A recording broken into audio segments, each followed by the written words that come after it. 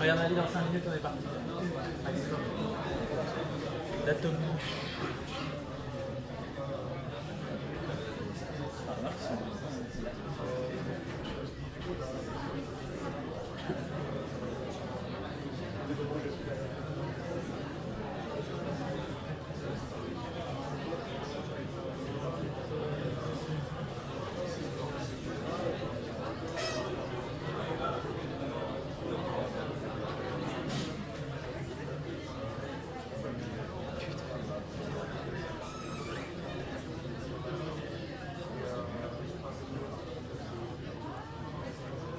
Quelqu'un d'envoyer un portrait selfie-stick, mais je n'ai pas l'impression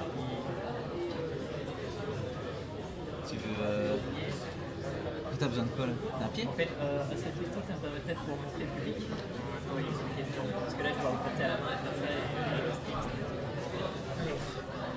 Grâce à ce film. Oui, oui, Je dois déjà être là. oui. Quand vous avez fini, je crois que vous avez des fois. Enfin, vous comprennent un petit peu, c'est pas. Je l'explique maintenant. Je vais attendre ça. De toute façon, c'est toi qui commence. Ouais, Ouais.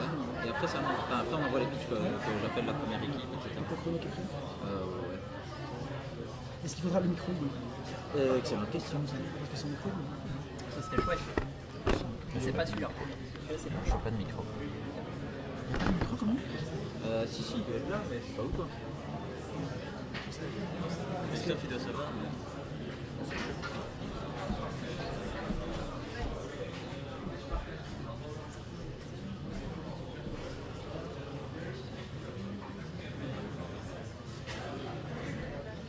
Balance des blancs. Pas de micro là.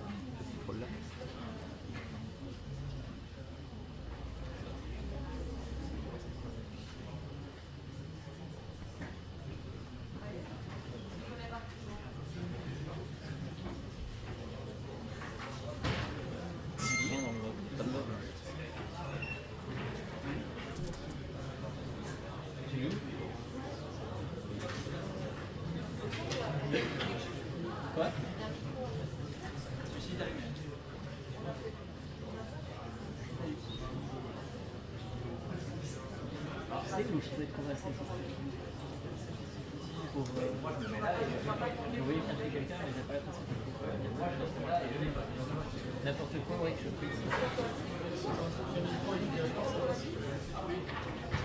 J'en ai pas avec moi.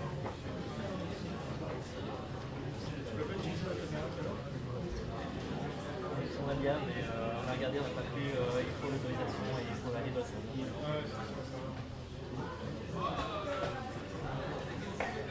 J'ai ça, mais on va parler visée publique avec ça.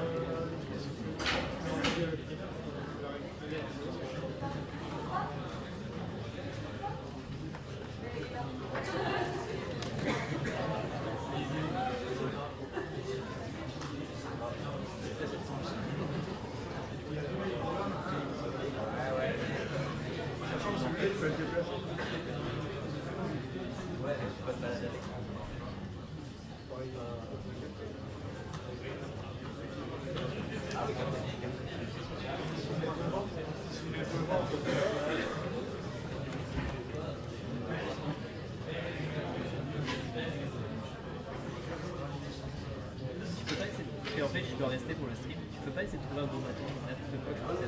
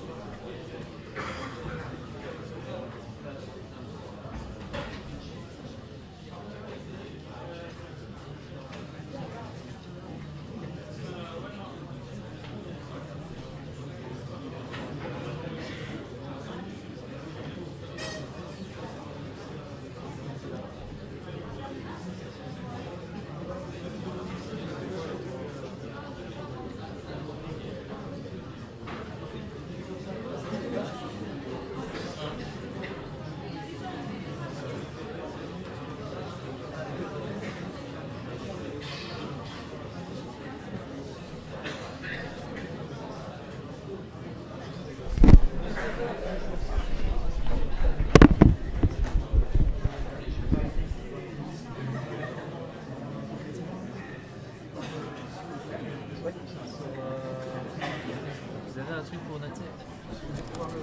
Ouais. Vous avez une feuille de papier ou quoi que ce soit?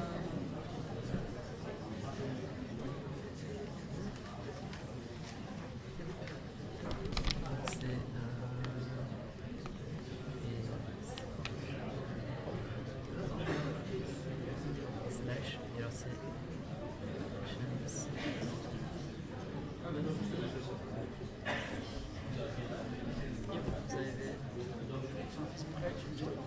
ouais. Et alors j'ai cliqué normalement sur l'hashtag qui est disponible sur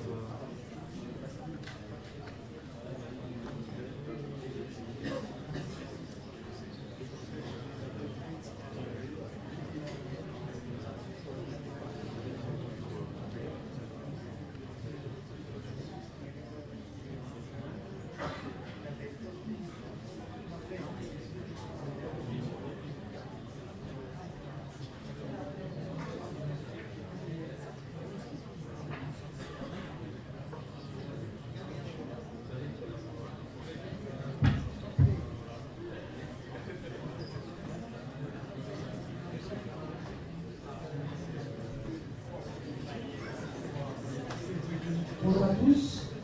Voilà, est-ce que tout le monde a pris place? Alors voilà, bonjour cher jury. Depuis 48 heures, presque 48 heures, 100 développeurs, enfin les citoyens de manière générale, ont développé de nombreux projets. Vous en avez eu un premier aperçu hier. Vous avez déjà pu les juger une première fois sur leur vision business.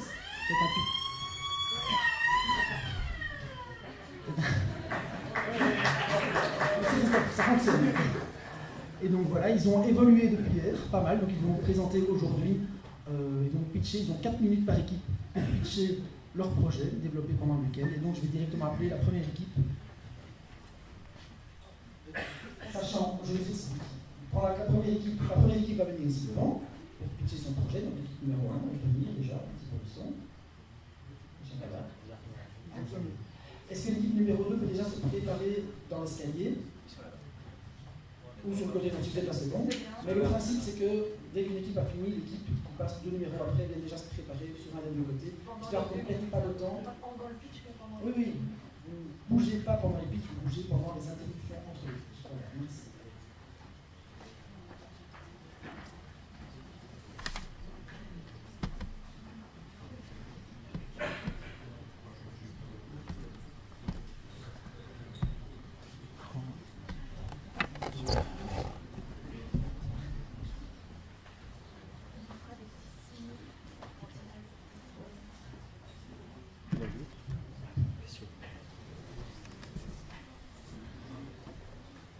Donc, bonjour à tous, aujourd'hui on va vous présenter Datomy. C'est une application qui va vous servir, pour les citoyens ainsi que pour les entreprises. L'idée c'est qu'un bien peut produire de la valeur grâce à certains critères, donc par exemple le critère de bruit, donc s'il y a beaucoup de bruit ou non près de l'immeuble, etc. Il y a aussi la qualité de l'air, donc s'il y a beaucoup de pollution ou pas près de ce bien. Et aussi, juste pour tout ce qui est dans le développement et tout ça, la connexion Internet. Et donc, on utiliserait des capteurs, qui enverraient toutes ces données-là sur une plateforme d'un de nos partenaires, Proximus & Co, qui lui enverrait ces données-là vers Azure, qui est justement aussi un portail de données, etc. Donc ce serait une base de données, qui lui nous donnerait la possibilité d'utiliser toutes ces données-là sur notre application. Et donc voilà un peu l'interface.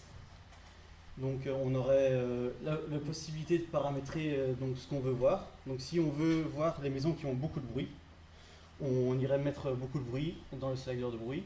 Pollution, même chose. Et connexion Internet, même chose.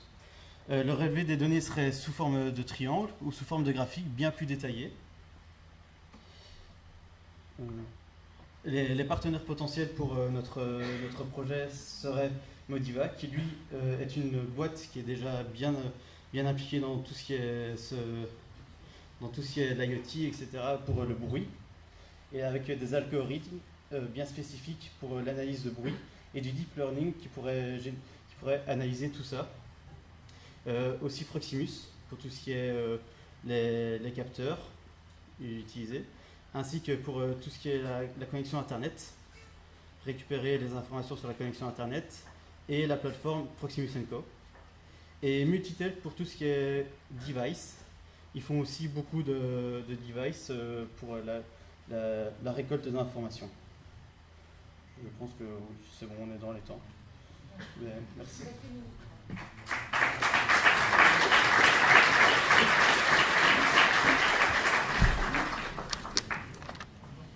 Du coup, maintenant, on va passer à l'équipe 2 pour le projet Eve. On vous attend, et pendant ce temps-là, l'équipe 3, vous pouvez vous préparer sur un des deux côtés pour passer juste après.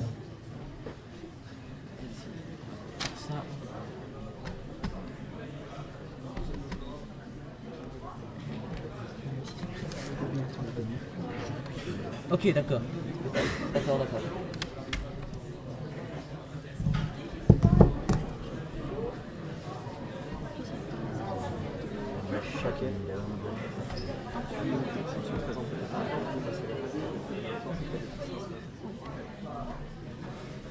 Ça.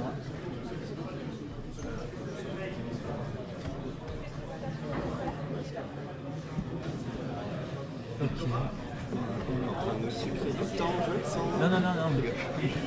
Là. Non, de toute façon, on attend toujours 2 minutes.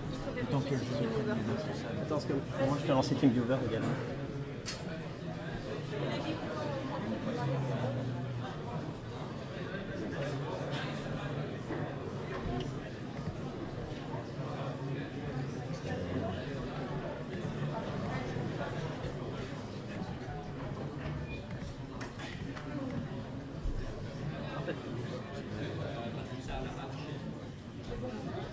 Vous êtes prêts là?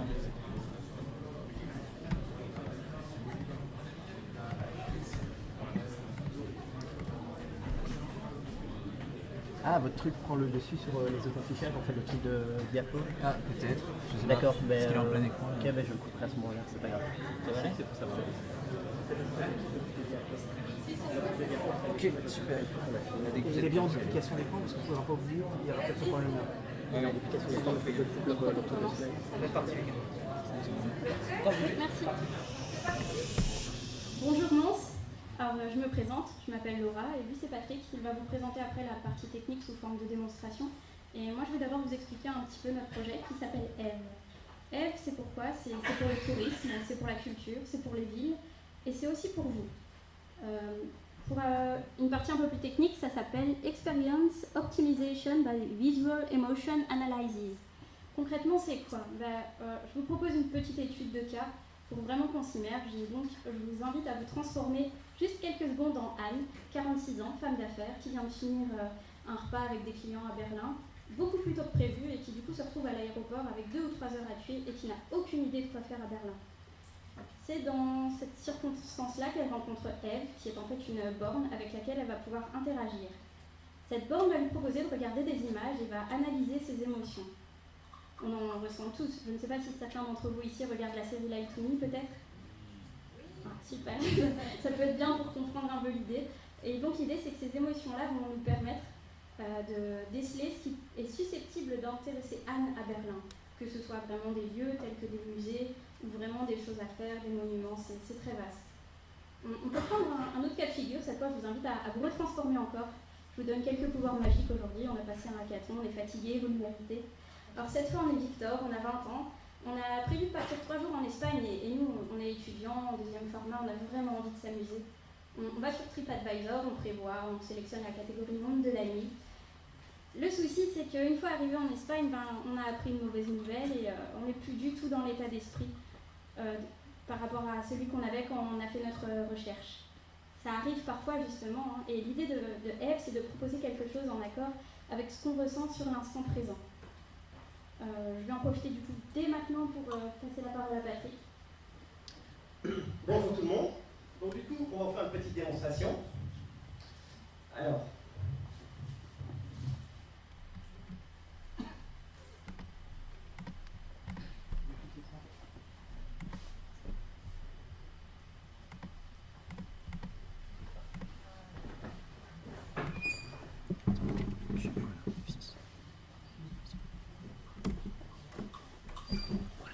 voilà. Donc là, on va faire une petite démonstration en live de la borne. Donc, tu peux commencer le test. Donc, comment ça va se passer? Vous allez arriver devant une borne et on va commencer à diffuser des images. Des images de divers centres d'intérêt qui peuvent venir de musées, de lieux publics. Par rapport à ces images, au moment où vous allez voir ces images, vous allez avoir des émotions qui sont différentes. Et une fois qu'on a capté donc, sur un autre image vos émotions, on va vous proposer un parcours touristique ou des lieux d'intérêt qui peuvent vous intéresser. Donc ici, voilà le résultat du parcours qui a été calculé par rapport aux émotions qui ont été générées sur chaque image. On a quelques visions par rapport à comment on pourrait voir évoluer ce projet. Notamment, on a essayé de déployer sur le côté une fonctionnalité qui permettrait, quand on va dans un musée et qu'on regarde des œuvres d'art, pareil, d'analyser nos émotions et donc notre sensibilité et de nous inviter à aller voir d'autres œuvres d'art, peut-être dans d'autres musées, qui pourraient du coup nous correspondre.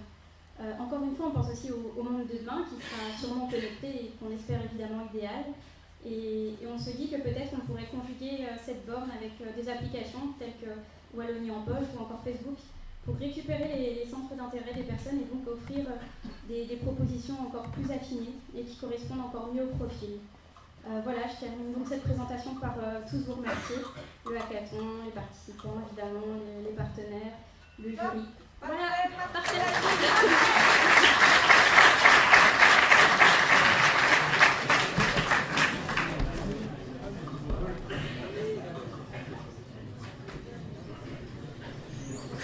Précise juste un truc, que la borne sera disponible après pour la tester, si tu veux bien. Ok. Pour eux.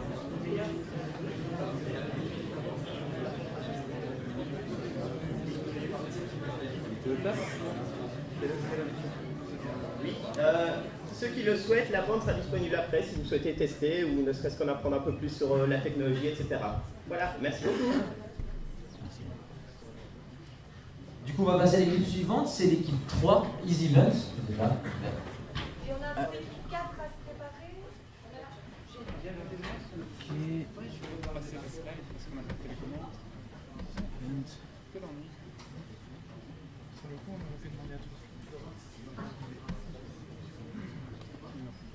Vous avez bien.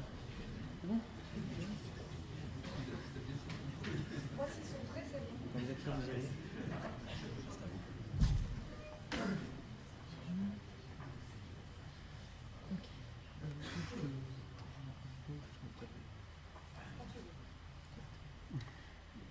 Bonjour à toutes et à tous. Je vais vous présenter notre application EasyEvent que nous avons développée au cours de ce hackathon. Donc j'imagine que vous êtes tous déjà allés dans quelques festivités, festivals, etc. Lorsqu'il y a beaucoup de monde, c'est très compliqué de retrouver ses amis à travers la foule. C'est pourquoi nous proposons un service de géolocalisation qui peut donc aider à se regrouper et à ne pas se perdre de vue. Et typiquement éviter ces cas-là. Donc, ce projet serait à disposition des organisateurs d'événements et il serait composé de 4 modules principalement. Donc, le module central que je vais développer par après, un module d'agenda, un module cashless et un merchandising.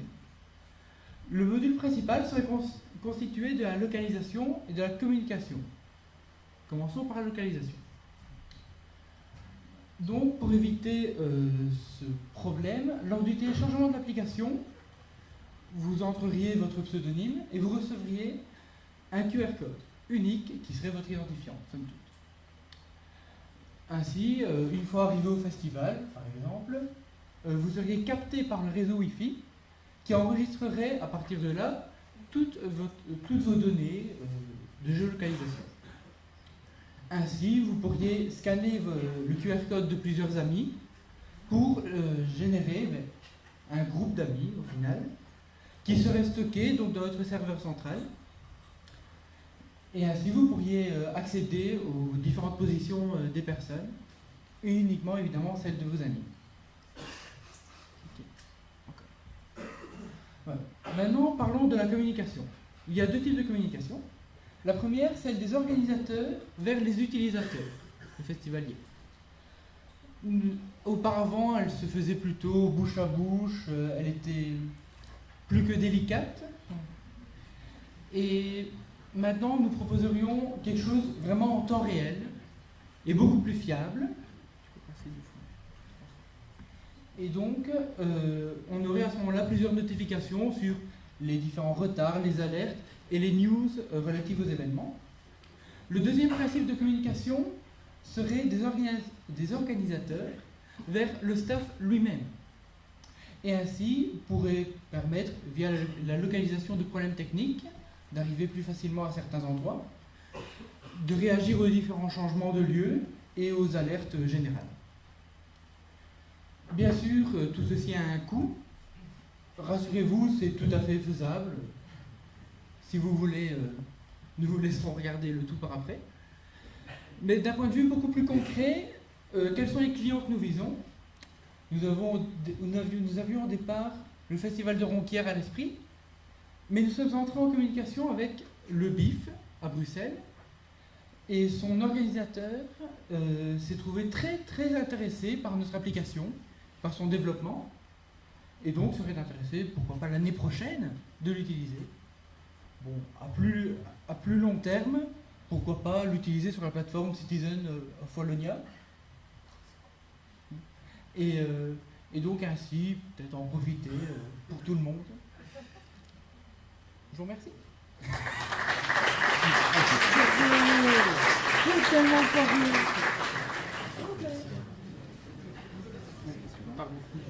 On va donc passer à l'équipe 4, c'est Scale. Le projet c'est Scale. Ils sont ici et pendant ce temps-là, l'équipe 5 peut commencer à se préparer. Je vous laisse.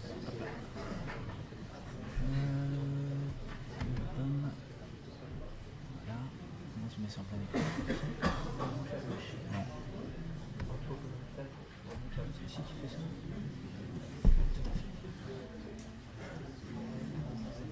Ça s'affiche pas. Windows P. Ça affiche là ?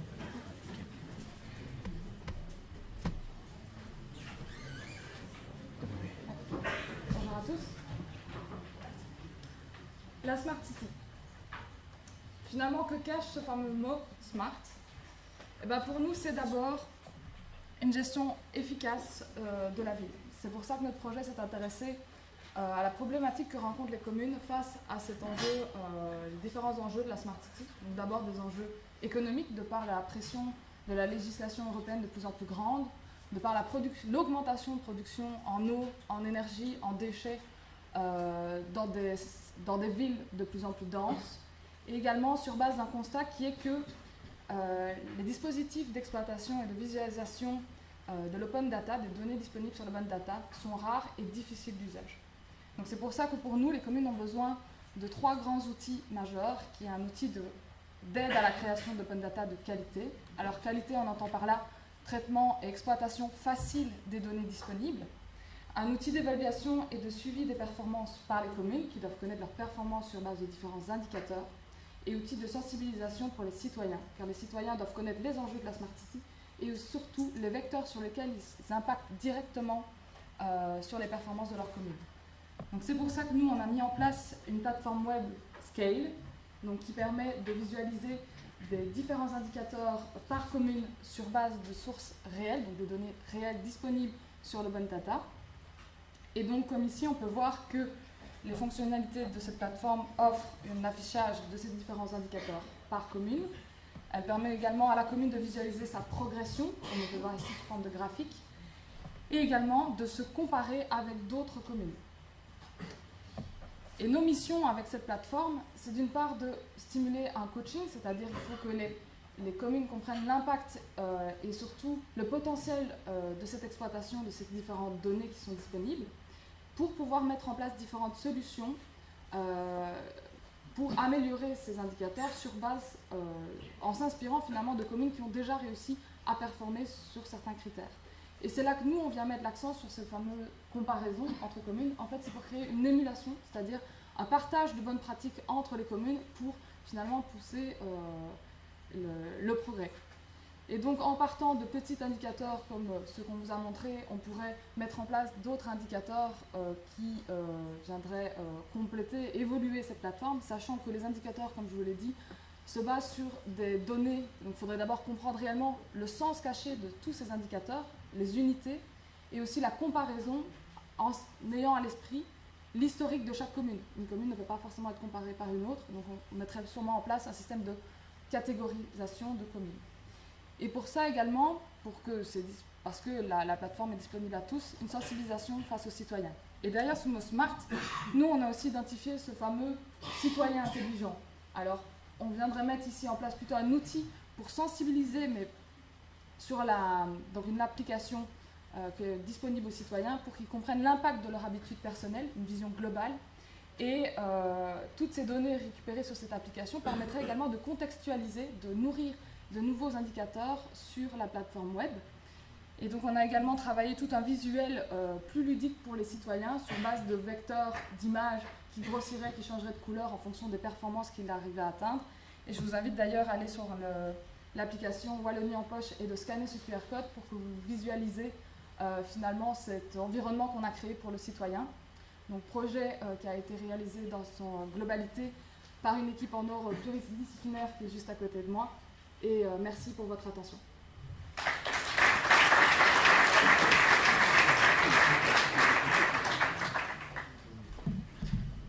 Merci. Du coup, on va passer à l'équipe 6. 5, pardon. Non, vous êtes... du coup, l'équipe 5, No Waste. Je vais vous installer. L'équipe 6 se prépare. Voilà. Si vous voulez.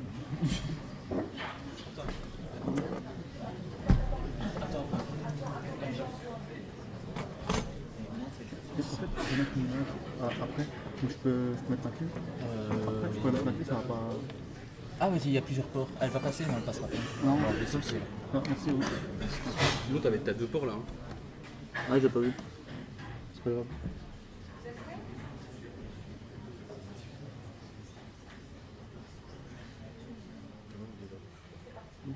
Donc bonjour à tous. Alors aujourd'hui, on va vous présenter le projet qu'on a réalisé durant ce hackathon qui s'appelle No Waste. En fait, on s'est basé sur la problématique du gaspillage, car aujourd'hui, il y a énormément de gaspillage.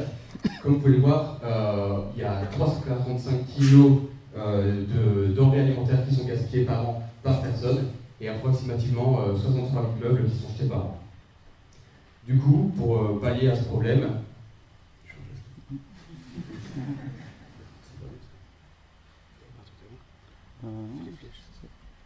Non, c'est pour dire que... C'est après. Ok, bon, excusez-moi. Du coup, pour parler de ce problème, en fait, on va mettre en place une plateforme communautaire de partage de biens. En fait, cette plateforme va fonctionner de manière très simple.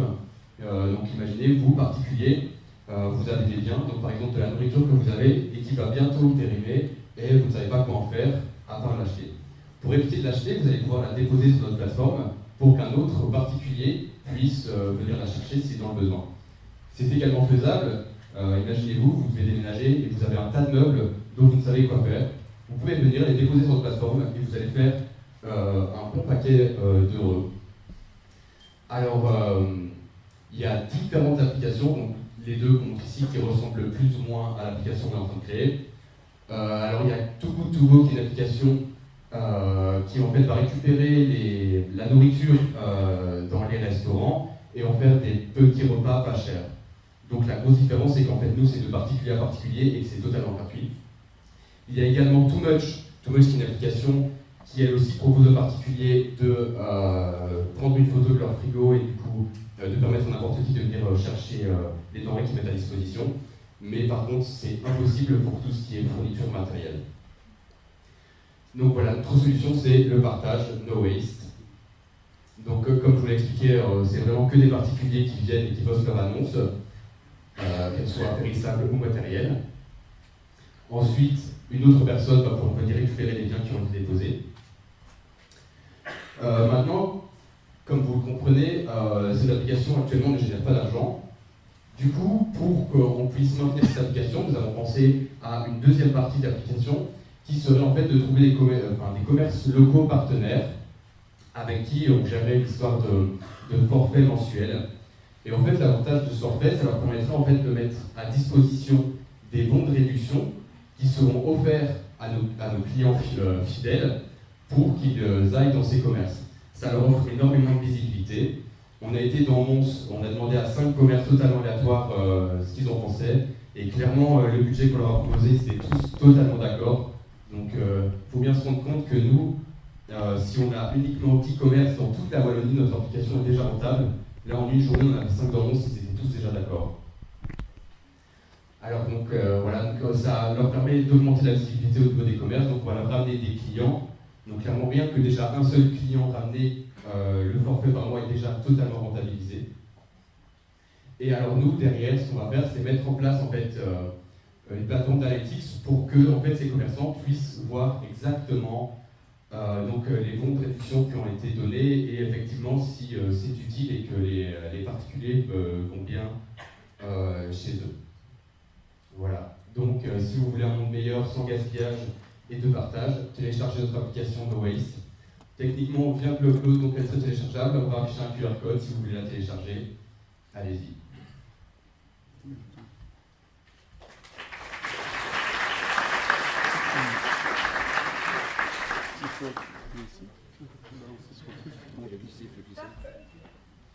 On n'aura pas le temps pour le faire on pourra le communiquer par la suite sans problème. Pour ceux qui délèguent vite, vous pouvez y aller. Alors du coup, on va appeler l'équipe suivante, l'équipe 6, pour 1001 advice. Ils sont là et pendant ce temps-là, l'équipe 7. Elle est prête l'équipe 7 ? Allez-y, mettez-vous sur un coin et on va passer à la suite. Vas-y, ça vite. Ah non, mais je présente avec ces slides-là, ok, puis je dois passer sur cet écran. Ok, d'accord. Du coup, je vais te mettre ça ici.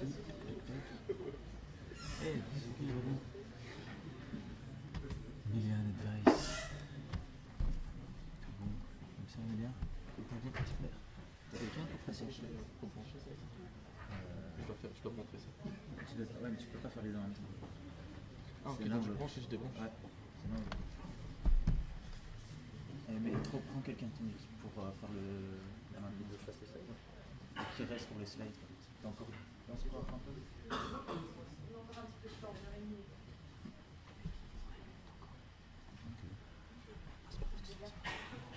Ouais, mais c'est vachement bien, ok, ça marche. Ça serait suffisant là-dessus. Ça marche. Arrive à la démo. Quand tu vas voir les mock-ups, trucs de mock-up, les dessins. Oui. Ok. Ah, vas-y, vas-y.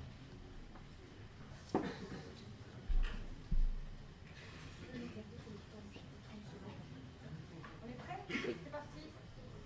Bien, bonjour à tous. Voilà, nous aujourd'hui, nous sommes des étudiants en informatique de l'EFEC à Louvain-la-Neuve et nous venons vous présenter une application pour aider dans éviter le gaspillage pour les magasins et en même temps personnalisable pour vous donner, pour apprendre à mieux manger, réapprendre à mieux manger, etc. Donc, la problématique en quelques chiffres, voilà, donc comme vous pouvez le voir, c'est du côté client, la problématique c'est un manque de temps bien souvent, ou alors les personnes ont envie de manger sainement mais c'est compliqué dû au manque de temps, et ils ont envie aussi de consommer responsablement, donc faire une bonne action derrière. Du côté des commerçants, ils veulent une fidélisation du client, moins gaspillage, c'est très important pour leur image de marque, pour les chiffres que vous allez voir juste après, et en même temps, toujours à la recherche d'innovation, de vouloir améliorer, etc. Alors, comme vous pouvez voir, on a fait une petite étude au sein de notre entourage plus ou moins large, sur lequel vous pouvez voir que 26% en ont marre de la malbouffe, on va dire ça comme ça, et 77% sont d'accord d'utiliser une application pour réapprendre à manger sainement. Du côté des commerçants, ça représente, en 2011, il y avait 1,3 milliard de tonnes de kilos d'aliments gaspillés. Donc c'est quand même impressionnant et je pense qu'on ne peut pas rester insensible face à ce chiffre. La solution qu'on apporte, voilà, donc c'est 1001 Advice, application qui va pouvoir dans laquelle vous allez pouvoir renseigner toutes vos données personnelles. Vous allez pouvoir choisir vos aliments et à la fin, le but est de vous donner des recettes personnalisées pour voir ce que vous préférez. On va passer à une petite démonstration afin de comprendre plus facilement.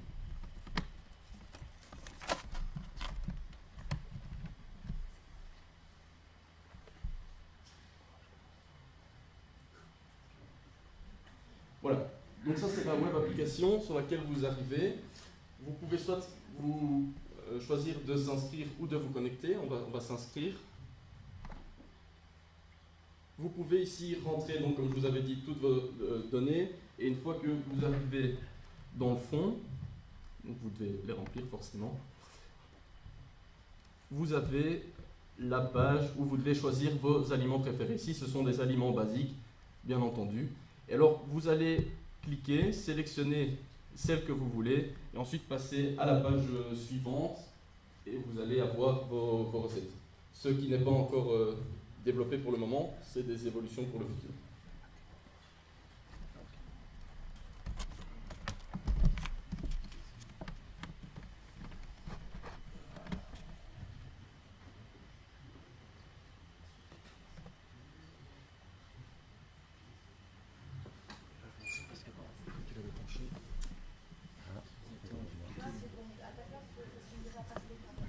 Vas-y, vas-y. Donc voilà, donc ça permet des gains de temps, c'est 100% gratuit pour les utilisateurs, des recettes personnalisées, et le magasin va pouvoir, ça va leur permettre de gagner plus d'argent, gagner plus de clients, tout bon pour le consommateur, tout bon pour le producteur, Voilà. Qu'est-ce que vous avez touché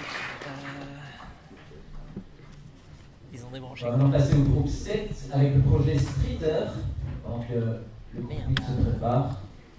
Et je vais suivre la présentation.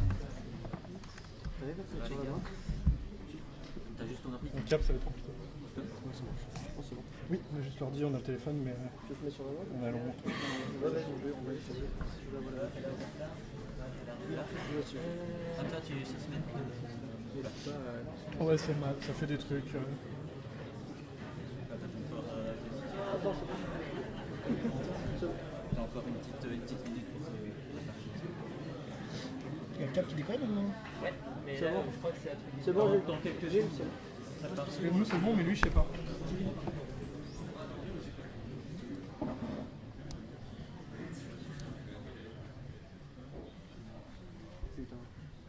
Attends. C'est le dédicateur, je pense, qu'il faut se... Ouais, il faut... Oui, c'est un peu le temps.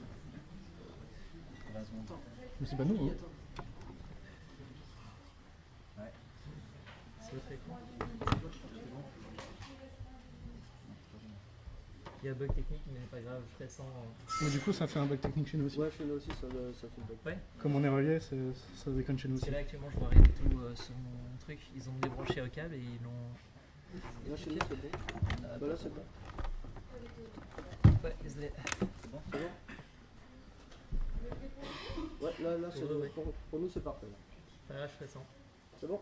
Je veux cliquer sur Alors, bonjour tout le monde, on est le groupe 7 et aujourd'hui en fait on va vous présenter une solution qui en fait met en avant les difficultés, enfin les différends qu'il y a entre les villes et les différents artistes de rue. Donc pour ça en fait on a fait un constat, c'est que les artistes de rue comme les graffeurs ont des problèmes par exemple avec leur visibilité quand ils prônent leur art, quand ils mettent leur art sur les murs, ils ont des problèmes d'expression, des lieux d'expression. Et justement cette visibilité, et d'un autre côté ça leur crée une frustration, et d'un autre côté il y a un souci avec les villes qui elles ont un souci qui ne reconnaissent pas cet art là et qui en même temps ne laissent pas les lieux d'expression. Donc pour ça on a une mission, cette mission en fait c'est réconcilier les intérêts des villes et des artistes pour qu'il y ait une bonne homogénéité dans la ville. Pour ça, on a une solution. Cette solution s'appelle Streeter. Et je vais vous laisser mon collègue, il va vous expliquer ce qu'est Streeter. Alors, bonjour à tous. Alors, qu'est-ce que Streeter? Streeter, c'est à la fois un outil à destination des villes et une application pour les artistes et les utilisateurs. Alors, ça va permettre en fait aux villes de cartographier les meilleurs lieux d'expression, de les communiquer aux street artistes et aux users, et de mettre en lumière en fait les meilleurs espaces et les quartiers en fait de permettre de revitaliser en fait les quartiers qui manqueraient un petit peu de notoriété. Pour les utilisateurs et en particulier pour les artistes, c'est une application qui va leur permettre en fait d'avoir plus de visibilité, de pouvoir se constituer et gérer une communauté et de pouvoir se faire un portfolio. Alors maintenant, je vais vous montrer l'application. Donc quand on arrive sur l'application, mettons que je suis un user normal qui a envie de découvrir en fait un parcours qui aurait été fait par quelqu'un. J'arrive donc ici. J'ai des parcours, comme vous pouvez le voir ici, je suis en train de défiler, qui me donnent en fait des trajets à faire dans la ville qui sont à proximité de moi. Et alors si je défile vers le bas, j'ai les derniers parcours qui ont été ajoutés. Maintenant, je vais faire une recherche, donc je vais cliquer sur le petit truc recherche et je peux défiler en fait pour voir voilà, quels sont. Enfin, je peux découvrir en fait. Donc, je veux prendre le premier, façade sur rue. Voilà. J'ai un petit descriptif du parcours qui va me communiquer donc toutes les balises, etc. Et une fois que je suis satisfait, je commence mon parcours, ma balade. Donc, cette application, grâce à cette application en fait qu'on vend aux villes, on va pouvoir voir le coût lié en fait à le coût de leur on va pouvoir voir le coût des on vise la diminution des coûts liés en fait à tous ces conflits avec les artistes, c'est-à-dire les coûts de nettoyage, les coûts environnementaux. Il faut savoir que pour les plus grandes villes, Ces coûts s'élèvent jusqu'à 5 millions d'euros par an. On a été voir donc, à Montréal, à Paris, etc. Et ça va aussi permettre, donc, comme je l'avais dit avant, de revitaliser certains quartiers qui souffriraient d'une trop grande anonymité, si je puis dire. Et d'un autre côté, nous visons donc la monétisation de l'application, et ça peut se faire donc, avec du clic, des commentaires, des redirections en magasin, etc. Et lorsque nous serons suffisamment grands, lorsque la communauté aura suffisamment grandi et qu'on sera en mesure de collecter suffisamment de data, nous pourrons vendre en fait ces data de manière anonyme, sous forme de statistiques, à des grandes entreprises. Voilà, je pense qu'on a fait le tour. Merci pour votre écoute.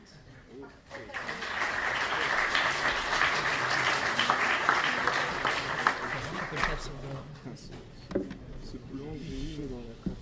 Ce genre de blanc. Nous, c'est branché. En fait, ton Mac est protégé contre le hacking de l'écran. Ouais. On va maintenant passer au groupe 8 avec le projet épisode 5. Et pendant ce temps-là, on a le groupe 9 qui se prépare, ils sont prêts sur la... Et vous êtes prêts? Presque.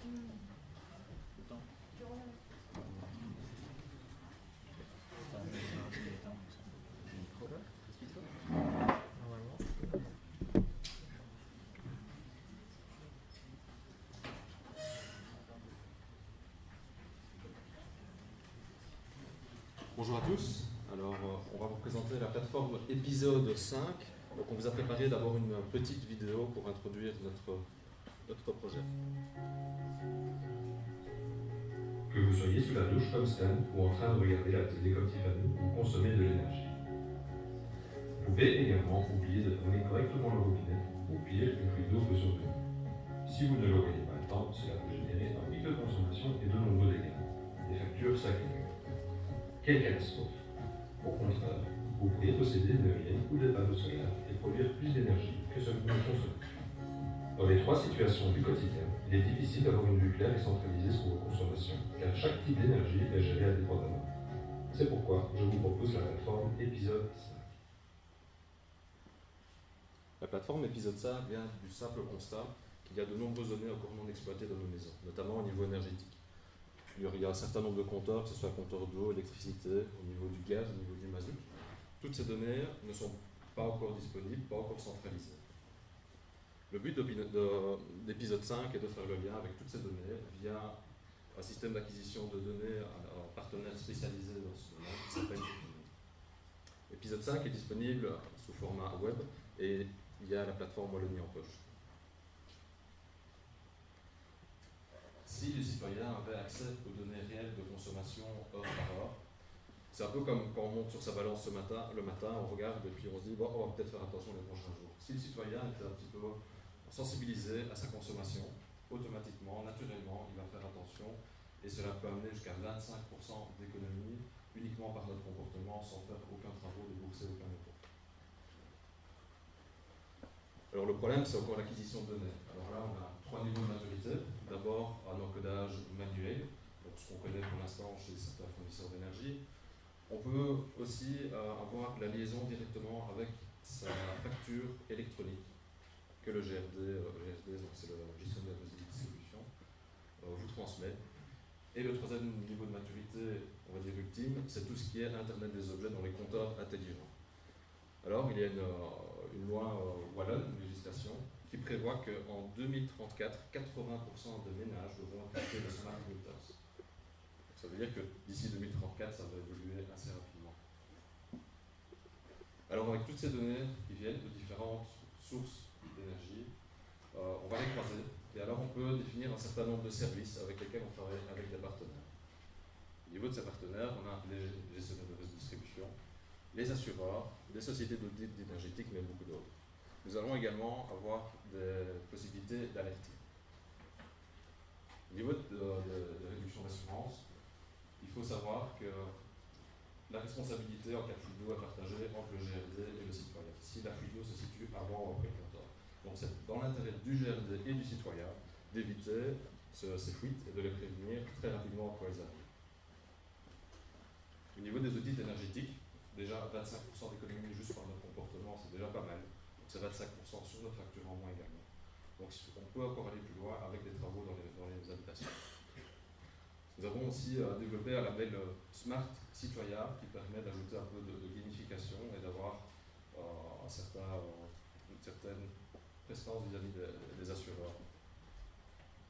Alors, il y a aussi également un module qui permet de comparer les différents fournisseurs d'énergie et quel est le meilleur en fonction de mon profil à moi. Il y a deux cas très intéressants sur le croisement de ces données, c'est les alertes. Donc dans ma cave, j'ai un petit capteur qui détecte le niveau d'eau au sol. Donc s'il y a l'eau, j'en reçois directement. Je suis désolée, j'arrive à tout le temps.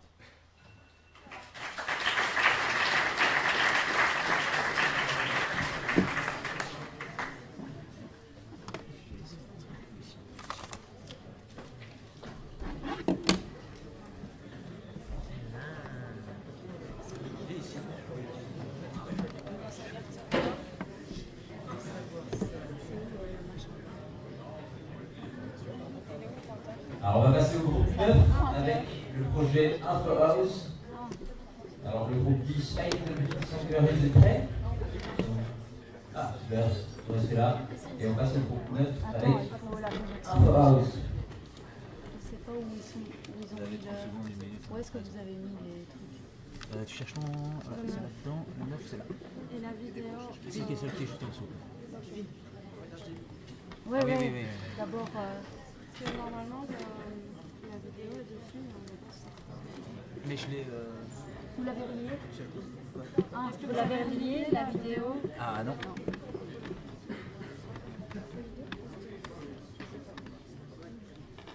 On va pas racheter On va perdre des câbles dessus. Bonjour à tous.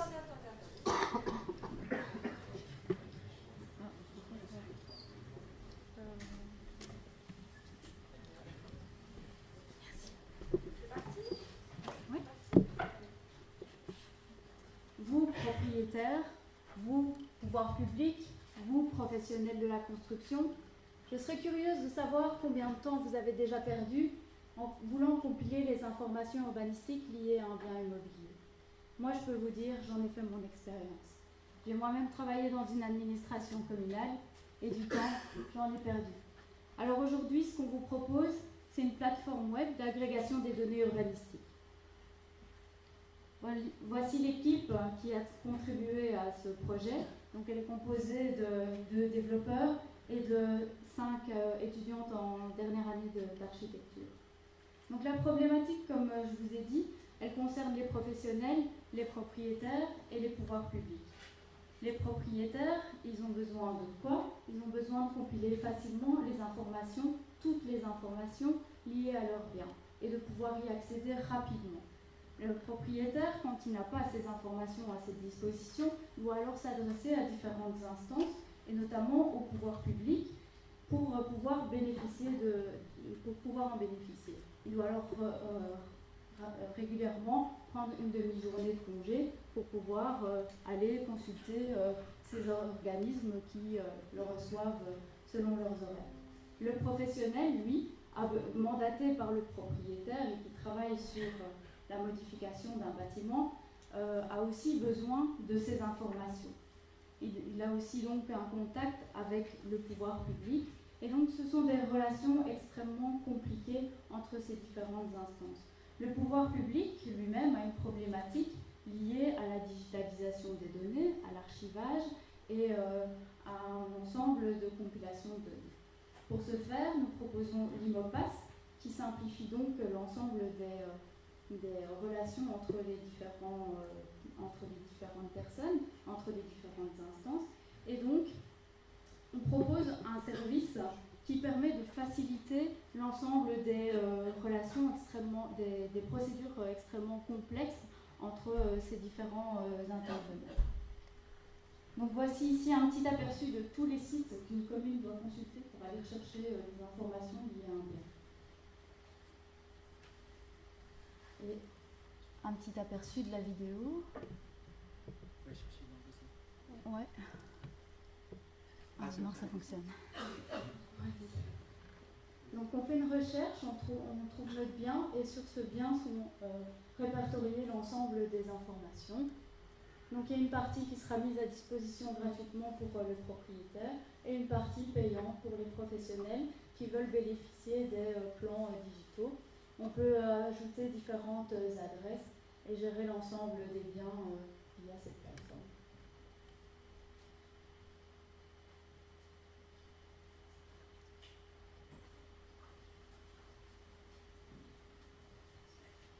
Voici. Voilà, merci.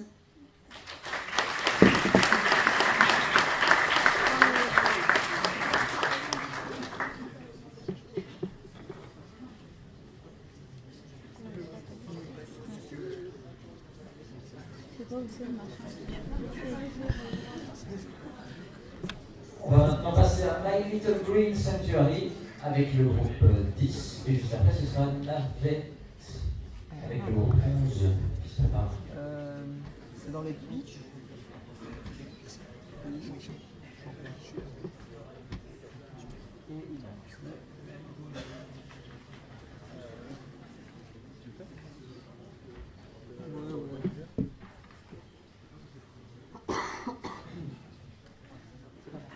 Bonjour à tous, je m'appelle Wilson, je fais partie de l'activité SCPR et on va présenter aujourd'hui notre projet My Little Green Sanctuary. Donc, n'avez-vous jamais rêvé, ou au moins avoir eu envie, de manger bio local bio et local et en aidant la planète en même temps? Bien sûr, vous vous êtes peut-être dit, je vais faire un potager. Vous habitez en appartement. Voilà. Non, pas possible. Vous n'avez pas assez d'argent, pas de temps, pas assez l'envie de le faire chez vous. Aussi, c'est possible. Bien, nous vous proposons une solution. Ici, nous allons vous proposer de passer par une plateforme web par laquelle vous allez pouvoir louer des petites parcelles de potager sur lesquelles vous pouvez faire planter et faire entretenir des plantations, donc des légumes. Donc c'est par un abonnement très peu coûteux, vous pouvez choisir les légumes de votre choix et l'entretien est fait quotidiennement, vous n'avez pas à bouger de chez vous. De plus, le point important ici, c'est que c'est un smart garden, c'est-à-dire que tout est fait au maximum en termes de technologie pour vous fournir toutes les données nécessaires à vous et à la personne d'entretien pour optimiser au maximum la plantation et la production. Vous pouvez donc consulter toutes les données et un drone présente un quadrillage de toute la zone pour que vous puissiez carrément voir tout en direct sur votre ordinateur. Donc voici un petit peu toutes les données que vous pourrez voir. Donc vraiment, vous pouvez gérer absolument tout et signaler à la personne de l'entretien si vous voyez qu'il y a un problème et que lui ne l'a pas remarqué, pour qu'il aille se rendre sur place et régler le problème. Je vais parler un petit peu de chiffres parce que c'est vraiment intéressant. Sur une plateforme relativement grande de 5 hectares, vous pourrez louer des petites passerelles de 2 mètres carrés. Quand elles seront remplies, la seule somme que vous devrez payer sera environ 50 centimes par mois. Pour que tout soit entretenu, l'arrosage est automatique, vous avez toutes les données, le signalement, l'entretien, absolument tout. Et vous ne bougez pas de chez vous, vous devez juste aller chercher les légumes qui seront préparés à la fin, vous serez signalé pour aller les chercher. En résumé, on peut dire que l'application est dédiée à toutes les personnes qui veulent changer un peu leurs habitudes, manger local, manger bio, produire soi-même sans produire d'efforts. Ça, c'est vraiment un gros, parce qu'on ne sait pas tout le temps produire l'effort. On a du boulot, on n'a pas l'argent, par exemple. Ça ne coûte presque rien et ça offre un soutien technologique à l'utilisateur qui va pouvoir avoir une gestion totale sur l'optimisation de sa production. Voilà, merci beaucoup.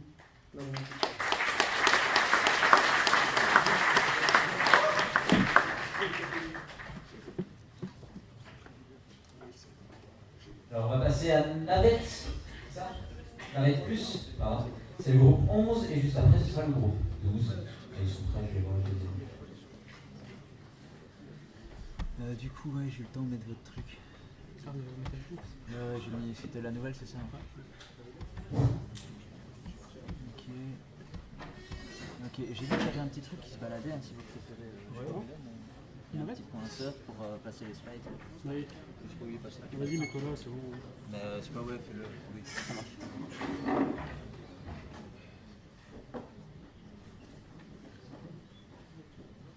Bonjour. Je m'appelle Bilal, représentant de l'équipe 11 et nous allons présenter le suivant. Bien. Je vais vous présenter Michel, qui est habitant de Turin, qui est atteint comme pas mal de nos compatriotes d'autosolisme. D'ailleurs, à cet effet, qui parmi vous va au travail ou à l'école seul en voiture de la main? Autant que vous soyez. Parce que Michel, malheureusement, commence à perdre ses cheveux, commence à faire burn-out, pour perdre ses enfants. Et il pense qu'il est temps de perdre moins de temps en voiture et dans les embouteillages. De ce fait, il pense changer de moyen de transport, il pense au train. Malheureusement, il habite Turin. Turin lui offre seulement un train par heure, en Orfeuse ou en Orflay, qui n'est pas optimal. Mais il habite à 20 km d'une super gare qui est la gare de Mons et qui lui offre 4 trains par heure. Donc il décide de prendre sa voiture, d'aller à la gare de Mons et prendre le train. Je pose une question, est-ce que c'est pas possible de rentabiliser ce transport d'ici gare? Et à cet effet, il découvre Navette Plus. Donc Navette Plus, c'est une plateforme qui permet de mettre en relation des covoitureurs destinés aux conducteurs, donc des conducteurs, et qui donc lui permettra de trouver des passagers pour rentabiliser son chemin à domicile du gare. Il s'inscrit, un profil lui est créé, et des suggestions seront proposées. À notre égard, nous avons David, qui est étudiant, il habite Dour. Malheureusement, Dour, il n'y a pas de gare. Et il n'y a pas de voiture. Il y a un stage à réaliser à Bruxelles, et il va s'y rendre, 3 mois de stage. C'est pas comment faire, heureusement pour lui, il en avait plus. Il s'inscrit, des suggestions lui sont proposées, en fonction de sa zone géographique. Et il voit que Dominique est le plus près, qui habite à Turin, Turin étant à 5 km de Dour. Il le match à l'image des tondeurs. On ne verra pas dans l'encart, mais il va nous rencontrer un trajet proposé, simulation de projet optimisée. Donc Dominique ira le chercher chaque jour chez lui, le prendra jusqu'à la gare de Mons et il ira en train jusqu'à Bruxelles. Donc, grande question à vous poser, quelle différence avec le société de covoiturage classique? 3 éléments prépondérants. Quelle différence avec le covoiturage Wallonie et blablabla. Donc, quelle différence? 3 éléments. Premièrement, la question de la récurrence. On a un projet qui demande une récurrence et qui se rend sur le trajet professionnel. Donc un trajet quotidien, optimisé et réfléchi à la semaine. Donc nous savons nous projeter à la semaine suivante, savoir qui nous aurons comme conducteur et comme passager. Deuxièmement, Dominique ira chercher David chez lui, donc nous avons un service à domicile, nous ne sommes pas dans un service comme Blablacar sur un point de rencontre. Troisièmement, nous sommes sur un trajet, sur un système de transport dédié aux nafteurs principalement, donc spécifié au transport suivant, domicile, gare et gare domicile. Donc il nous semblait pour cela opportun de développer un partenariat potentiel avec la SNCB afin que leurs clients deviennent nos clients. À cet égard, un exemple en France, SNCF, qui a racheté il y a quelques années Ailo, qui est une société de covoiturage française. Donc, pour répondre notamment aux questions du jury, c'était hier que correspondance covoiturage ferroviaire pouvait être réalisée. L'étape suivante serait éventuellement donc de prototyper cela et donc de réaliser des flottes de nafteurs la semaine prochaine. Donc je vous invite à rester à être aux news et de scanner le QR code. Merci.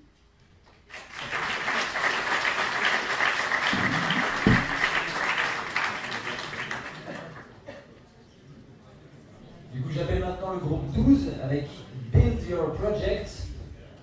Ils sont là. Et le groupe 13 qui commence à se préparer.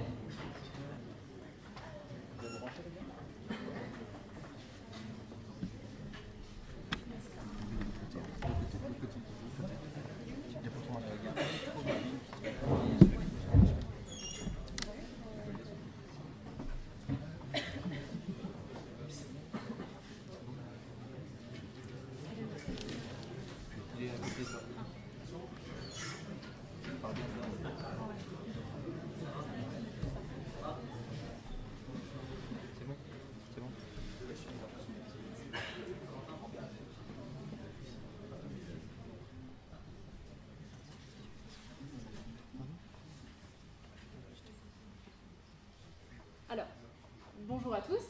Donc, nous, on est venu vous présenter notre projet, Build Your Project. Alors, donc, on est venu avec une équipe, donc on a une équipe dont les membres sont affichés derrière nous. Donc, en ce qui nous concerne, moi c'est Sarah, et moi c'est Sarah. Donc voilà, Sarah et moi, il y a quelques temps, on a eu une idée. On a eu envie de lancer notre activité.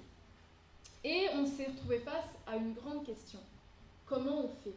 Comment on se lance? On s'est dit, pourquoi pas imaginer la solution nous-mêmes, donc de créer un moyen d'accompagner les différents porteurs de projets dans toutes les étapes finalement de leurs activités. Et c'est pourquoi on s'est inscrit au hackathon. On s'est dit, au-delà de présenter notre projet, notre idée, on aimerait rencontrer des partenaires, des personnes qui pourraient nourrir ces idées, qui pourraient nous aider à faire fleurir cette idée qu'on avait en tête.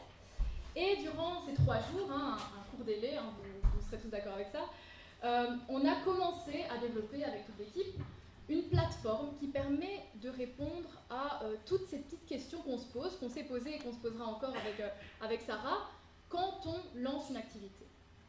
Concrètement, on propose un suivi et également un encadrement donc, sur tous les aspects que rencontre finalement un entrepreneur. Donc, ça part aussi sur le financement. Donc, on souhaiterait proposer une plateforme de financement participatif. Donc là, le porteur de projet, finalement, essaie de rencontrer un ou plusieurs porteurs de fonds et financer son projet.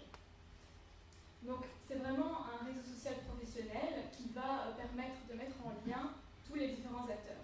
Et par acteur, on entend aussi partenaire qui pourrait finalement se greffer dans cette idée d'accompagnement, d'encadrement qui est important. C'est ce qui nous différencie finalement des sites qui existent déjà. C'est vraiment ce côté encadrement. Et donc au niveau de la plus-value qu'on souhaite apporter avec notre projet, c'est pour les porteurs de fonds, c'est déjà cette idée d'avoir la rétribution, la contrepartie liée au système de rétribution choisi par le porteur de projet, les partenaires qui seraient associés au projet, mais également le citoyen, évidemment, qui pourrait concrétiser ses rêves. Bon, je vais laisser tout de suite, je vais me taire et je vais laisser la parole à Corentin et Brian pour la partie plus technique. Voilà, donc c'est pour... Merci. Voilà, donc cette année, en plus du challenge de faire un hackathon et un programme très rapidement en 3 jours, nous avons voulu relever un défi en plus, c'est faire une identité visuelle complètement. C'est pourquoi nous avons créé un site web durant ce hackathon qui met déjà en vitrine toute la plateforme. De là, nous avons un accès à l'application sur laquelle nous pouvons nous connecter. Une fois que nous sommes connectés, nous voyons directement tous les projets déjà référencés. Nous en avons déjà pris certains du hackathon. Ensuite, nous pouvons ajouter un projet. Une fois que le projet est créé, nous pouvons le retrouver directement dans la liste des projets qui est référencée. On peut également voir une description plus complète en cliquant sur le projet. Merci. Alors de là, on a également une solution qui nous permet d'avoir un suivi complet pour la création de l'entreprise ou du projet qu'on désire mettre en place.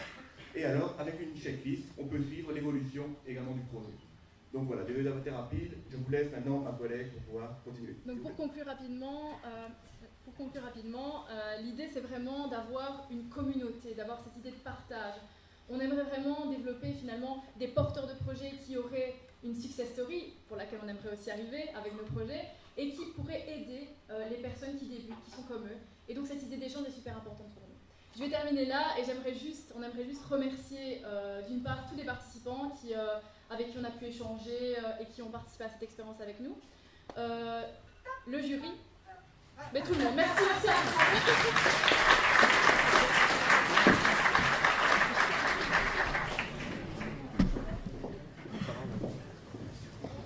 Merci. On va passer maintenant à Parc ici. C'est le groupe 13. Je vais d'abord. Louis, par contre, tu préfères pas zapper toi-même, comme ça on est sûr que. C'est comme tu veux, hein, dis-moi. Non, fais-le au pire, je te ferai un signe. Ok, de toute façon. Vous utilisez cet ordi-là Oui. Il vaut mieux le brancher alors. Oui, j'attendais juste d'ouvrir d'abord le... Mais vous utilisez pas celui-là du coup? Non, voilà. Ok, parfait. Je peux déjà faire de la place ici pour le reste.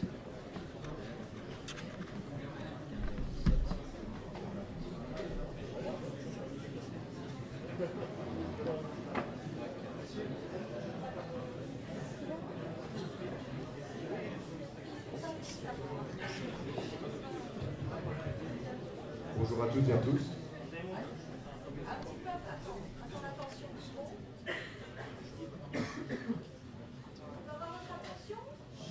Bonjour. Donc je ne sais pas si vous est déjà arrivé d'avoir des difficultés à trouver une place de parking lorsque vous êtes en ville.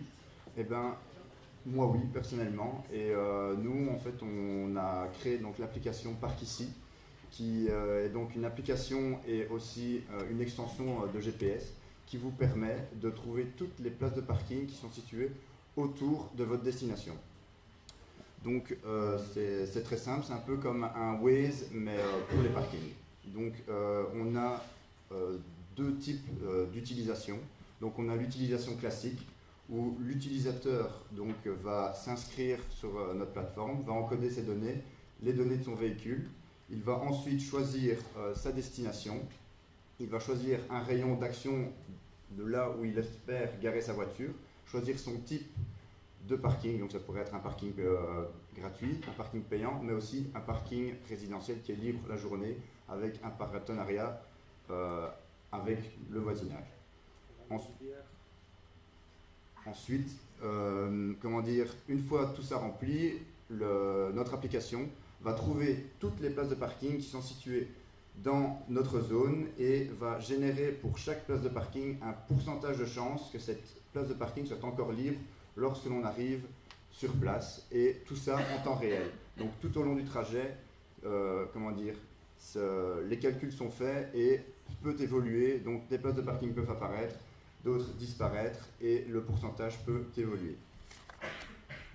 Donc ensuite, on a la création de données qui est faite de deux manières. Donc il y a les personnes qui ne possèdent pas de caméra sur leur véhicule. Cette création de données est faite par un système donc juste de géolocalisation un peu comme et de rétribution de points. Donc lorsque l'on passe, que l'on voit une place de parking libre, on tape et par exemple au bout de 10 places de parking géolocalisées, eh bien, on a par exemple 10 minutes de parking gratuit dans les communes avec qui on est partenaire. Ensuite, on a, pour les personnes qui possèdent une caméra sur leur véhicule, on a la reconnaissance directe de l'espace entre les véhicules fait par intelligence artificielle.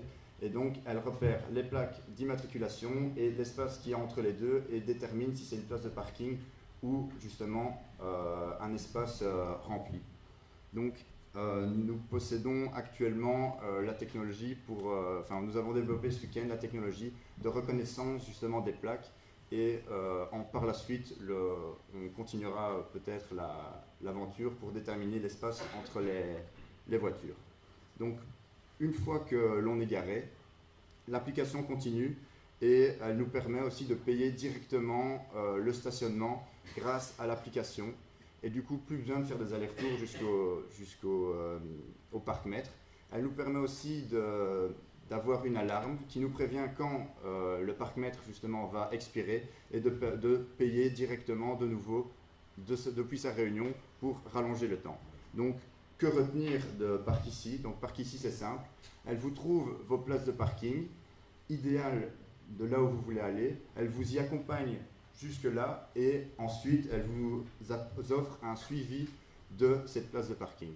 Donc, si vous voulez continuer l'expérience avec nous, je vous invite à scanner le QR code et tester un petit peu la page web. Et actuellement, nous n'avons que les données de la Louvière. Donc, si vous voulez tester un petit peu, vous pouvez aller à la Louvière et voir les places de parking disponibles. Merci beaucoup.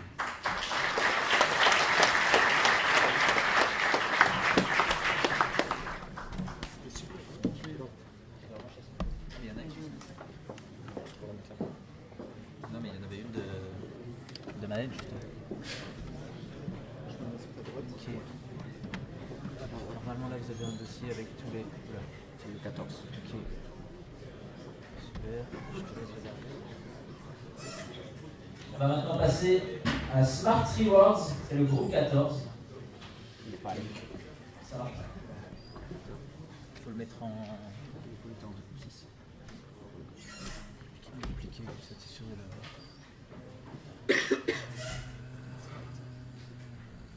Comme ça. Okay.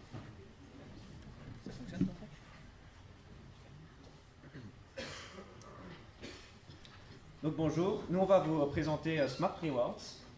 Alors je ne sais pas si vous avez comme moi, mais j'ai toujours été frustré, c'est qu'on parle tout le temps des Smart Cities, on parle de tout ce qui est local, on parle de faire du peer-to-peer, et puis au final en fait, les citoyens banals ne sont jamais vraiment impliqués dans tout ça, ils ne se sentent pas plus impliqués que ça, et au final on a des super idées qui se retrouvent abandonnées car il n'y a pas assez d'utilisateurs. Alors on s'est dit on va plutôt travailler sur ça, donc on sait bien qu'en général la plupart des gens préfèrent faire des applications qui englobent tous les services, et on s'est dit on va attaquer d'une autre façon, on va essayer d'augmenter l'attrait pour ces différents services qui existent déjà. Donc on va essayer de fidéliser les clients. Alors en même temps on va faire une petite centralisation et améliorer la visibilité, mais ça reste des side effects au projet. Donc on va faire un service qui va faciliter l'intégration d'un système de reward orienté pour les Smart Cities. Donc pour mettre tout le monde sur la même longueur d'onde, on a développé un SaaS. Donc un SaaS, c'est simplement un service qui existe sur le cloud avec lequel on va communiquer avec une API. Donc on n'a pas spécialement une application Android à nous. Donc pour faire une première explication, on va avoir en fait ici un téléphone, un utilisateur qui va utiliser un service d'une certaine entreprise. Par exemple, Libia Vélo. Il va faire 50 km à vélo. L'entreprise va nous envoyer des points sur notre service ici au milieu. On va avoir une interface qui va montrer à l'utilisateur comment il veut dépenser ses points dans une autre application de Smart Service. Donc maintenant, on va vous préciser que nous avons développé ce qui se trouve au milieu et maintenant on va un petit peu zoomer dans toutes les parties. Donc commençons par la droite avec les rewards. Donc comment peut-on récompenser un utilisateur dans une optique Smart City? On s'est dit, on pourrait par exemple travailler sur de la monnaie locale, on pourrait lui proposer des réductions sur un Libia Vélo, un avantage sur une application de parking, mais justement on en parlait juste avant. Et en fait, n'importe quelle application que vous faites ici est Smart City et il y a très probablement un moyen d'utiliser un reward pour pousser les gens à l'utiliser. Donc, n'importe quel système, on sait rapidement ajouter ce système de reward. Donc, si on parle toujours de la partie à droite du schéma tantôt, on va avoir en fait un utilisateur qui va choisir une récompense dans une liste des organisations que nous avons à proposer. L'avantage avec cela, c'est qu'on a, pour les points qui viennent de n'importe quel endroit, la possibilité d'utiliser nos rewards n'importe où. Donc ça veut dire qu'on va pouvoir utiliser nos rewards pour Libia, même si on a gagné nos points d'une manière totalement différente. C'est une centralisation de tous ces points de reward. Alors, qui va payer pour ça? Là, on va partir sur l'autre côté du schéma, et en fait, on va travailler sur un système de points, comme vous avez déjà entendu, où les utilisateurs peuvent en gagner en faisant différentes actions pour chaque Smart Service. Par exemple, je reprends l'exemple de Libia Vélo. Vous roulez 10 km, vous allez peut-être recevoir une dizaine de points. Et alors, vous allez pouvoir utiliser tous ces points par après directement dans une autre application. Alors l'avantage avec ça, c'est qu'on a une incitation des utilisateurs à utiliser votre service. Les gens, tout d'un coup, se disent, tiens, si par exemple j'ai une application de poubelle intelligente de la ville, peut-être qu'en fait, je vais me dire, ouais, je vais aller jeter mes trucs à la poubelle parce que je sais bien qu'après, je vais recevoir des points et que je vais peut-être avoir une place de parking gratuitement. Donc, je remets le schéma ici complet pour vous remontrer maintenant qu'on comprend un petit peu mieux le système. Un service est proposé, l'utilisateur l'utilise, gagne des points et puis il a une proposition pour réinjecter les points dans un autre service. Voici un exemple avec notre application en direct. Nous avons à gauche, par exemple, la proposition des différents services qui vous permettent de gagner des points. On va utiliser Smart Trash, on utilise l'application et petit à petit, après quelques semaines, on remarque qu'on a gagné beaucoup de points. On va reprendre Libia Vélo, contre 1200 points, on voit qu'on a 20 minutes gratuites et hop, on ouvre l'application Libia Liberty, qui est un petit peu la même chose qu'on a fait dans un travail. Et voilà, on peut utiliser nos points. On l'a intégré dans Wallonie en poche et c'est pour montrer aussi qu'on n'est pas concurrent avec des gens qui veulent centraliser toutes ces applications. Bien au contraire, ce qu'on veut, c'est faire la même chose. Merci beaucoup.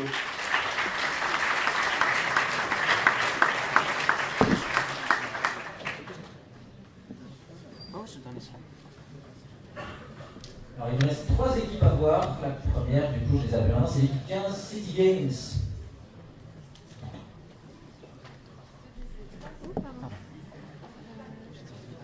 Pardon? Ouais. Ça vient encore.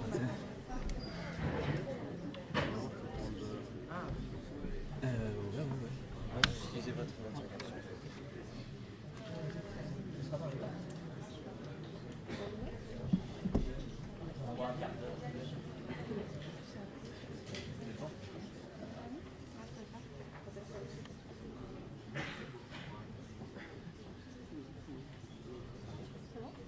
Bonjour à tous. Donc Donc nous sommes l'équipe MEDAG et nous avons comme ambition de créer une application ludique de découverte de la ville. Donc pourquoi cette ambition? Tout simplement parce que nous sommes quelques-uns à être en fac d'architecture et la problématique des centres-villes s'est posée à plusieurs reprises. Donc les centres-villes, le centre-ville en tout cas de Mons se meurt. Depuis Mons 2015, il s'est passé pas mal de choses, mais maintenant qu'est-ce qu'on peut faire pour de nouveau retrouver ces touristes? On a posé ici une simple question sur les réseaux sociaux, sur on a monté une réponse, près de 80% affirment que pour eux le centre-ville est mort. Une seconde problématique, on met de côté l'autre, et l'augmentation des burn-out dans les entreprises. Donc davantage d'entreprises sont intéressées de créer des activités pour retrouver une dynamique d'équipe et d'éviter ces burn-out en Belgique.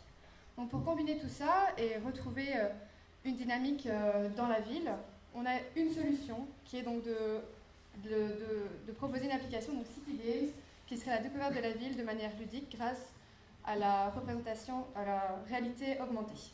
Donc on aura deux types de clients, comme je vous ai dit, les touristes ou bien même citoyens, habitants, voisins de la ville, et en second temps, les entreprises. Les atouts de cette application, apprendre de manière ludique, dynamiser l'industrie du tourisme, mettre en valeur les commerces locaux et offrir un service personnalisé en fonction du client recherché. Donc tout ça nous permettrait de redynamiser nos centres-villes. Qui sommes-nous? Donc nous sommes des architectes, nous sommes également des codeurs et enfin des personnes ambitieuses d'aller vers les autres, vers les commerces, vraiment vers la ville pour communiquer. Le concept, quel est-il? Donc nous avons des utilisateurs, mais nous avons également des clients qui cherchent à investir dans l'application. Nous avons les commerces qui vont, s'ils investissent, pouvoir être visibles dans l'application, que je décrirai juste après. Et nous avons également les entreprises d'événementiel qui organisent des team building, qui pourraient s'associer à notre application pour la proposer, du coup, à leur clientèle d'entreprise. Donc quoi? Il s'agit donc d'une application qui se fera connaître par la publicité, via les réseaux sociaux, via les communes qui la diffusent, etc. Et comment? Par le partenariat avec les réseaux mobiles, mais également avec les communes pour la propriété intellectuelle et avoir à disposition des données des bâtiments pour les modéliser. Donc, qui sont ces investisseurs? Les entreprises de team building, les commerces, Eureka et institutions muséales qui cherchent donc à être visibles dans l'application, et enfin les éventuelles données qui vont être récoltées, qui pourront être éventuellement revendues à la ville. Donc on a essayé de modéliser l'interface pour que ça paraisse plus clair pour vous. Donc on a l'application City Games, on s'y log comme une application lambda, comme une application de jeu. Si on n'a pas de compte, on s'enregistre. Donc ça c'est le troisième point. Et enfin, on choisit donc sa ville. Nous, on s'est vraiment intéressé à Mons, mais c'est vraiment pour vous montrer que l'application peut se développer à plusieurs villes qui nous semblent intéressantes à développer. On a la vue sur le profil. Et enfin, les deux cas de figure. Donc notre premier cas de figure qui est le New in Town. Donc j'ai mon touriste, mon citoyen lambda, qui veut donc jouer dans sa ville, qui veut découvrir la ville. Et enfin, j'ai mon team building qui, au préalable, aura réservé sa partie avec une entreprise de team building. Ensuite, quand j'ai choisi mon New in Town, je suis touriste, je choisis une thématique, architecture, gastronomie, history, donc ça c'est vraiment des premières hypothèses. Et notre équipe de team building, soit je joins une équipe, soit en crée une. Et donc là, c'est photo, vous voyez. Le dernier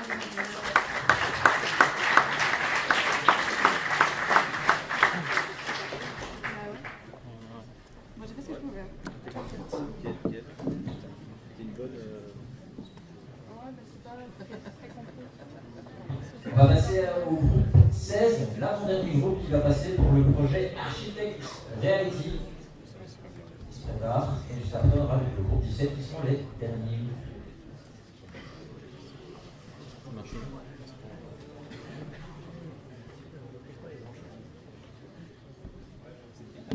Vous avez branché votre écran?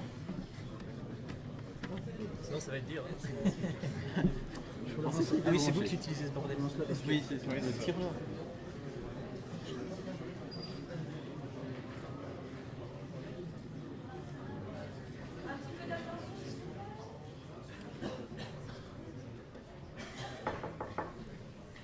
Bonjour à tous, donc, je vous présente Architect Reality qui a été développé par Florian, Pierre et moi-même. Donc, ça part d'un constat assez simple. La communication entre une entreprise et des clients est assez difficile. Le client a une idée bien dans sa tête de la vision de son projet, tandis que l'entreprise en lui-même, par exemple ici des architectes, ont une autre vision différente. Et il est souvent difficile d'arriver très rapidement à un prototype que chacun des deux pourra facilement approuver. Et d'un côté, l'architecte, par exemple, dans le cas, pourra travailler et atteindre un très beau résultat. Et de l'autre côté, le client qui, lui, sera content de déjà l'idée de base de son application. Donc, ce qu'on a pensé, c'est que en général, les gens ont facile à penser des choses sur papier. Ils dessinent souvent, ah là j'aimerais bien une table, j'aimerais bien une chaise. Et l'idée, c'est de porter cette idée dans la réalité virtuelle. Donc notre idée, c'est qu'on peut déposer des petits objets sur un plan de modèle d'architecte et directement on génère un modèle 3D où la personne peut se rendre dedans via de la réalité virtuelle ou de la réalité augmentée et voir en temps réel les objets et par exemple dire « Ah, j'aimerais bien plutôt que la table soit au centre et la table bougera toute seule ». Ça s'applique aussi au niveau des sociétés, des villes, au niveau de son aménagement urbain. Souvent, elles veulent redessiner par exemple des places.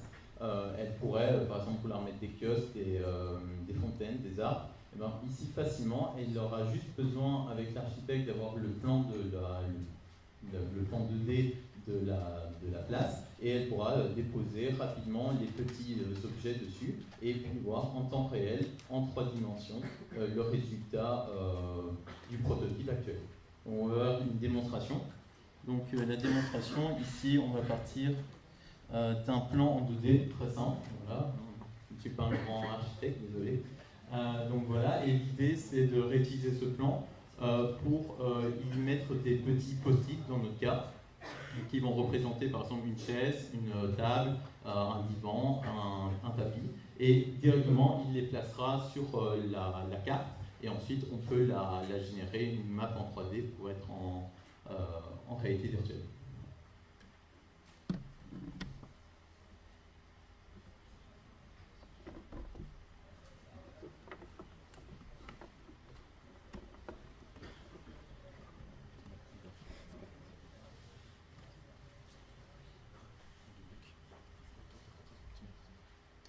Donc voilà, ici on voit le plan qui a été généré.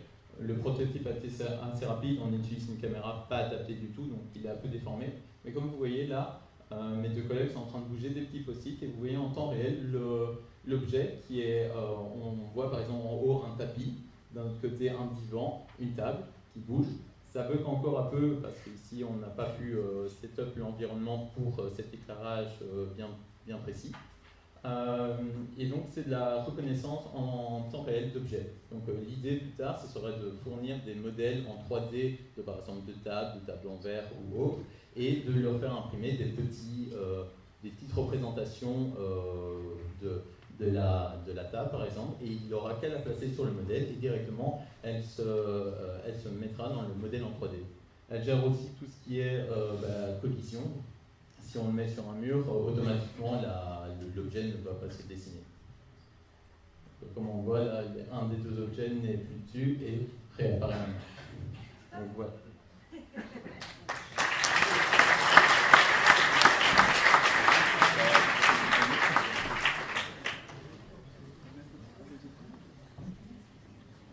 Et on va passer du coup au dernier pitch pour le dernier groupe, le groupe 17, c'est Référendum. Et ça tombe bien, restez avec nous juste après parce qu'on va en faire un petit entre-nous. Et... C'est bon. Ah si. C'était bon là je dis non. Il faut pencher sur l'autre, ouais. Référendum, vas-y. Là, ils ont... Ouais, c'est celui-ci. Ouais, c'est celui-ci. Hop, super. Ok. C'est juste là pour switcher. Ouais, il y avait un petit truc tantôt, mais je peux lui passer. Non, c'était F5, comment ça? Je sais pas, ouais. Personne en fait. Juste là C'est vers la droite, je crois. Ouais. C'est pas test.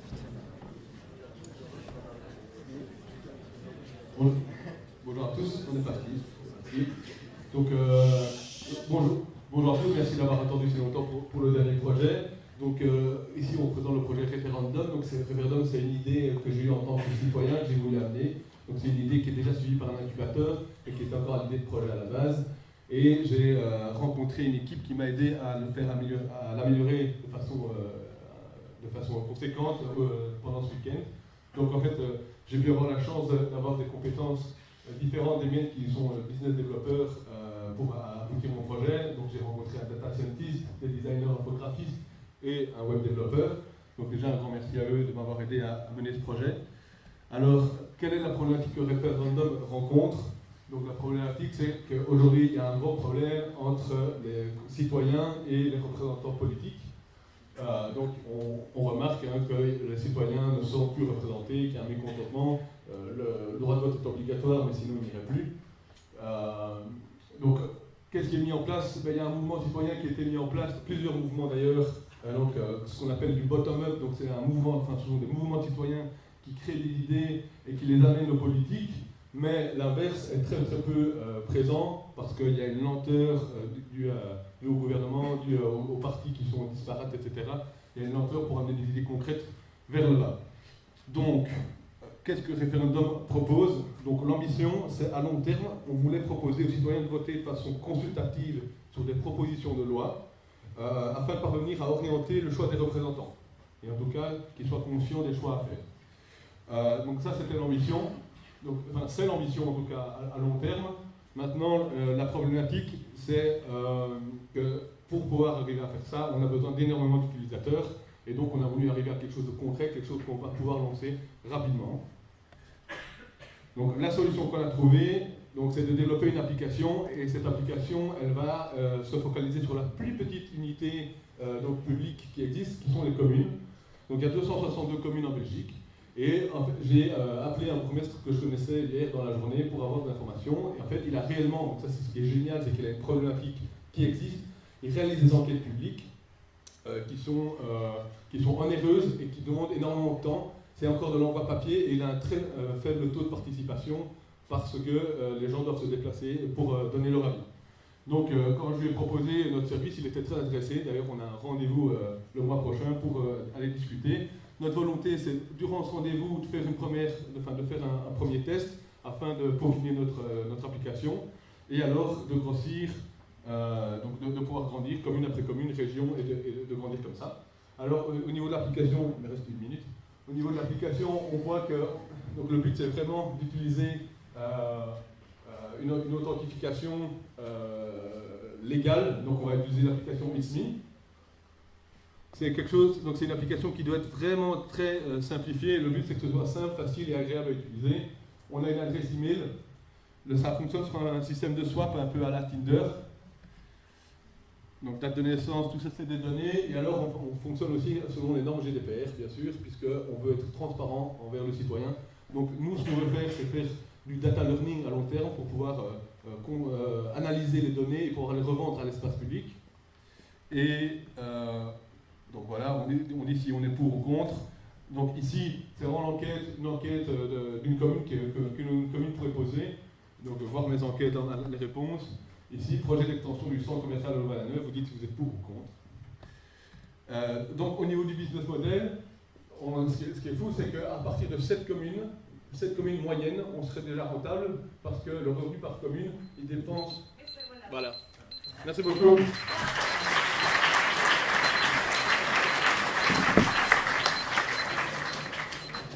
Merci à tous pour votre attention. On peut encore applaudir tous les participants, je pense.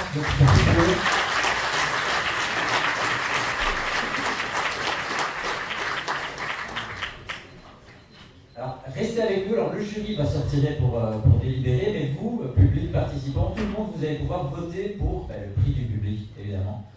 Donc ça va se faire avec l'application Wallonie en poche. Il y a tout le monde qui va dans ses poches. Wallonie en poche, si vous voulez. Est-ce que vous avez l'application Wallonie en poche? Ouais, alors de là, vous pourrez ajouter un lieu connecté qui est Citizen of Wallonia. Et vous allez donc ajouter un service. Et une fois que ce sera fait, vous aurez accès du coup au vote du public.